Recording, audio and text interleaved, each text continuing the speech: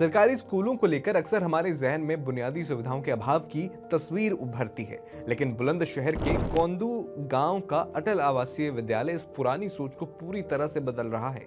कल्पना कीजिए एक ऐसे शानदार परिसर की जहां दिहाड़ी मजदूरों और मुश्किल हालातों से निकले बच्चों के बड़े सपने आकार ले रहे हैं। साल 2023 से संचालित इस स्कूल में फिलहाल कक्षा 6 से 12 तक की पढ़ाई होती है। दूर दराज के अलग अलग जिलों से आए इन बच्चों के लिए यहाँ सिर्फ बेहतरीन शिक्षा ही नहीं, बल्कि एक ही कैंपस के अंदर शानदार हॉस्टल की सुविधा भी बिल्कुल मुफ्त उपलब्ध है, ताकि अभावों में पले इन बच्चों की राह में कोई भी रुकावट ना आए। में यह विद्यालय कक्षा 6 से कक्षा 12 तक संचालित है। सन 2023 में यह विद्यालय स्टार्ट हुए थे। उत्तर प्रदेश सरकार के अधीन और श्रम मंत्रालय के अधीन ये विद्यालय काम करते हैं, जो कि अटल आवासीय विद्यालय निःशुल्क शिक्षा प्रदान करते हैं। इस स्कूल की दूसरी सबसे बड़ी खासियत यहाँ पढ़ाई में तकनीक का शानदार इस्तेमाल है। कक्षाओं में स्मार्ट बोर्ड और इंटरैक्टिव डिजिटल सिस्टम के जरिए बच्चों को पढ़ाया जाता है। इसके अलावा अलग अलग विषयों के लिए आधुनिक लैब मौजूद हैं और लाइब्रेरी में भी पढ़ने के लिए एक बहुत ही शांत व बेहतर वातावरण तैयार किया गया है। अच्छी होती है। डिजिटल क्लास चलती है? यस। क्या पढ़ाया जाता है उनमें? उन स्मार्ट बोर्डों में वो ऑन ऑनलाइन टीचरों से पढ़ाया जाता है। हालांकि इस परिसर की तस्वीर सिर्फ स्मार्ट क्लासेस तक सीमित नहीं है। योग और अन्य सह शैक्षिक गतिविधियों के जरिए बच्चों के ओवरऑल डेवलपमेंट पर पूरा ध्यान दिया जाता है। खेल कूद की सारे जो है volleyball, football, hockey, badminton, long jump, high jump, सभी एक्टिविटी संचालित होती हैं। बच्चे जो है क्लब के हिसाब से जो है वो जो है डिवाइड कर दिए गए हैं। शिक्षा और खेल के साथ साथ यहाँ बच्चों की रोजमर्रा की जरूरतों का भी पूरा ख्याल रखा गया है। हॉस्टल में रहने वाले छात्रों के लिए यूनिफॉर्म, बेडिंग, डेली यूज की जरूरी चीजें और कपड़े धोने के लिए वॉशिंग मशीन जैसी बेहतरीन सुविधाएं मौजूद हैं।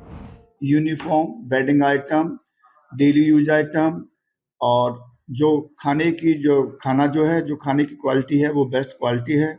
साथ ही जो है यहाँ तक कि बच्चों को जो है कपड़े धोने की जरूरत नहीं होती है, वॉशिंग मशीन लगी हुई है। स्कूल की कहानी का सबसे खूबसूरत और अहम हिस्सा यहाँ पढ़ने वाले बच्चों के सपनों में दिखाई देता है।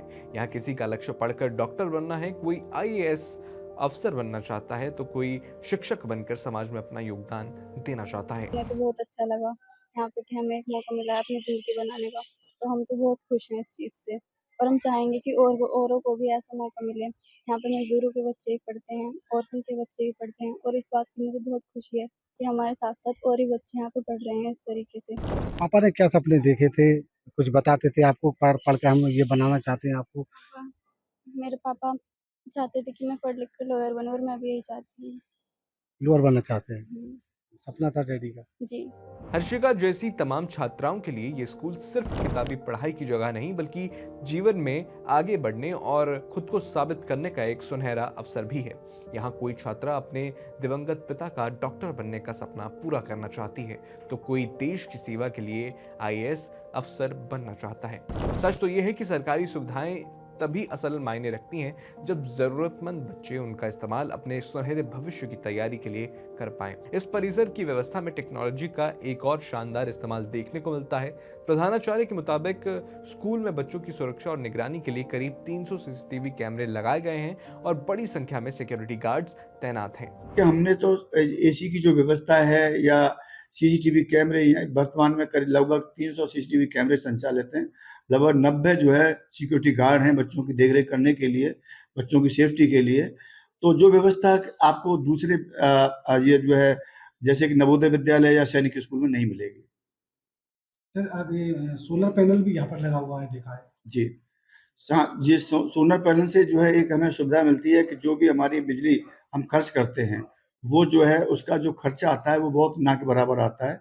वो जो है बिजली विभाग जो है जो हमारा बिजली हम खर्च कर रहे हैं वो एडजस्ट हो जाती है। इन बेहतरीन सुविधाओं और पूरी व्यवस्था का सीधा असर स्कूल के एकेडमिक परफॉर्मेंस में भी दिखाई दे रहा है। प्रधानाचार्य के मुताबिक इस विद्यालय में पहली बार आयोजित हुई हाई स्कूल परीक्षा में बच्चों का रिजल्ट शानदार 93% रहा। स्कूल का रिजल्ट हम देखते हैं तो हाई स्कूल का रिजल्ट ऑल ओवर हमारा जो है यूपी में 93% रहा, जो कि पहली बार जो है ये परीक्षा आयोजित हुई थी क्लास 10th की, जो कि बहुत ही अच्छा है। और आने वाले समय में निश्चित रूप से जो हमारा अटल आवासीय विद्यालय है वो नवोदय विद्यालय और सैनिक स्कूल जैसे विद्यालयों को के लिए एक रोल मॉडल के तौर पर उभरेगा। कुल मिलाकर बुलंदशहर का ये अटल आवासीय विद्यालय सिर्फ एक साधारण आवासीय परिसर नहीं, बल्कि ये देश के बदलते शिक्षा मॉडल की एक बेहद सकारात्मक तस्वीर पेश करता है। यहाँ क्लासरूम के साथ हॉस्टल हैं, किताबों के साथ डिजिटल लर्निंग है और शिक्षा के साथ सीधे तौर पर बच्चों के लिए भविष्य की मजबूत तैयारी है।